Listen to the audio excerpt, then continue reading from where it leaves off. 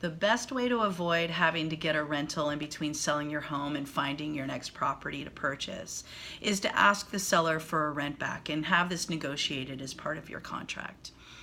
Now, the way a rent back works is as soon as the property sells and it's in the buyer's name, they become your landlord. And there's usually a rate that's attached to that in customary markets, standard markets. And that's at the rate of the buyer's mortgage, principal, interest, tax, and insurance. Now, that amount may be more than what you were paying for your mortgage. So that is something that can become negotiated. And that's something that you want to talk about with your realtor.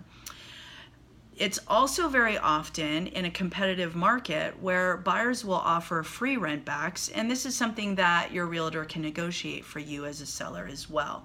So the strategy is important. Now, on the side of having a contingency in place, a seller contingency where seller must find a replacement property before the contract will go through. This is often not as desirable. It puts a little more power in the buyer's court, whereas if they are tired of waiting for you and they can put a time frame on that, it's usually 2 or 3 weeks for you to find something. And if they don't, then they have the right to cancel the contract. So going with a rent back is always a much better way to go. Puts more power in you, in your hands, the seller. And remember that often you can have up to 90 days truly to find that replacement property. I hope this helps. Give me a holler if you need any more information. I'm more than happy to talk a little bit more about it and help you strategize.